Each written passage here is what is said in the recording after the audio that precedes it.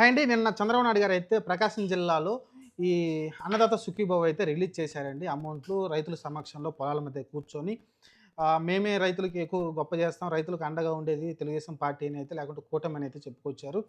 దీనిలో వాస్తవం ఎంతుందనంటే నాకైతే ఏ వాస్తవం కనిపించట్లేదండి. చంద్రబాబు నాయుడు గారు ప్రతి పని కూడా సగం సగం పనులే చేస్తా ఉంటారు. సంక్షేమం వచ్చే విషయానికి. సంక్షేమ విషయంలో చంద్రబాబు నాయుడు గారు చాలా ఎగనెస్ట్‌గా ఉంటారు. అది విషయం మనందరికీ తెలిసిందే. కాకపోతే అధికారం తెచ్చుకోవడం కోసం సంక్షేమం విపరీతంగా ఆయన చెప్పేశారు. ఈరోజు మీరు చూసుకుంటే అన్నదాత సుఖీభావ మొత్తం 14,000 డబ్బులు వేయకుండా జస్ట్ 5,000 మాత్రం వాళ్ళ అకౌంట్‌లో వేయడం చూసాం. ఇంకా మిగతాయి 3 విడతలుగా ఇస్తామని చెప్తున్నారు. ఇప్పుడు ఒక విడత అయిపోయింది కాబట్టి ఇంకో 2 విడతల వారీగా అయితే మీకైతే అకౌంట్‌లో పడతాయని చెప్తున్నారు డబ్బులైతే మిగతా డబ్బులు. అలానే పీఎం కిసాన్ ఏదైతే ఉందో దానికి 2,000 అయితే కలుపుకొని మొత్తం 7,000 రైతుల అకౌంట్‌లో డబ్బులు జమ అవుతాయని అయితే చెప్పుకొచ్చారు. ఇది చాలా దారుణమైన విషయమే. ఎందుకంటే ఈ 5,000 ఏసేసి ఇంక రైతులు మేము బాగు చేసేసాం. రైతులకి ఇంకా పెట్టుబడికి ఇచ్చేసామన్న థాట్‌లో అందరూ మాట్లాడుతా ఉన్నారు. మంత్రులు, ఎమ్మెల్యేలు అందరూ. ఖచ్చితంగా సిగ్గుపడాలి అందరూ ఖచ్చితంగా. 5,000 తోటి ఏ రైతు ఎలా బాగుపడతాడో నాకైతే అర్థం కావట్లేదండి. అదే మీరు 14,000 ఒకేసారి అమౌంట్ ఇచ్చుంటే ఈరోజు మందుల కోసమా, లేకుంటే ఏదైతే స్ప్రేలు చేసుకునే మందులుంటాయో వాటి కోసమా, లేకుంటే బలానికి పెట్టే మందులు ఏవైతే ఉంటాయో పొలాలకి, ఆ మందులు తీసుకుంటారు. ఏదో ఒకటి ఎంతో కొంత ఉపయోగపడి ఉండేది. 5,000కి ఏమొస్తదని నాకైతే అర్థం కావట్లేదండి. చాలా దారుణం. ప్రతిసారి ఇంతే మోసం చేస్తారు చంద్రబాబు నాయుడు గారు. ఎలాగో మీరు డబ్బులు 3 విడతల్లో ఏస్తున్నారు గదా! అదే మీరు మొత్తం ఒకేసారి 14,000 యేసుంటే రైతుల విషయంలో మీరు దేవుడు అయ్యి ఉండేవాళ్ళు గదా! ఈరోజు మీరు ఒక 14,000 వాళ్ళొక సెంట్రల్ గవర్నమెంట్ నుంచి ఒక 2,000 మొత్తం 16,000 వాళ్ళ అకౌంట్‌లో పడుంటే అసలకి ఎంత సంతోషపడేవాళ్ళు రైతులందరూ గూడా. ఈరోజు చూసుకుంటే మీరు ప్రకాశం జిల్లా దర్శి దగ్గర ఏదో ఒక ఊర్లో, విలేజ్‌లో మంచాల మీద కూర్చొని ఏదో చేసుకొచ్చారు. నాకైతే అస్సలకి చంద్రబాబు నాయుడు గారి పద్ధతి అయితే అస్సలు నచ్చలేదండి.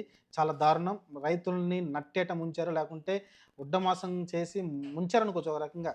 రైతుల్ని ఇన్ని రోజుల పాటు అన్నదాత సుఖ వేస్తాం అని చెప్పి ఫైనల్‌గా వచ్చి 5,000 వాళ్ళ చేతుల్లో పెట్టారంటే 14,000కి గాను లేకుంటే ఆళ్ళకి 20,000 ఇస్తానన్నారు.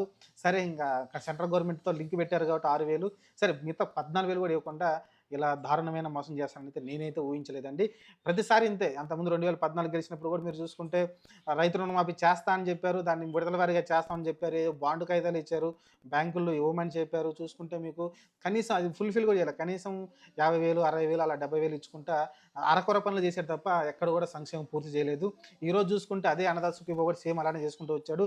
మొన్న వేసిన గ్యాస్ సిలిండర్ చూసుకుంటే 3 సిలిండర్‌లకి డబ్బులు ఒకేసారి వేస్తే అయిపోయి ఉండేది కదా! ఒక సిలిండర్‌కి సిలిండర్ ఇవ్వడం చూసాం. అదే తూతూ మంత్రంగా చేశారు.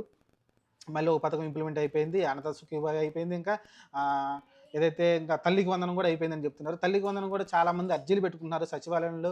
ఒక్కసారి ఎళ్లి చూడమని చెప్పండి చంద్రబాబు నాయుడు గారిని. ఎంతమంది తల్లులకి డబ్బులు పడ్డాయనైతే వాళ్ళైతే చూసుకోవాల్సిన పరిస్థితి ఏర్పడుతుంది. కాబట్టి ప్రతి ఒక్కటి సగం సగం పని తప్ప పూర్తి పని ఎప్పుడు చంద్రబాబు నాయుడు సంక్షేమం చేయలేదు.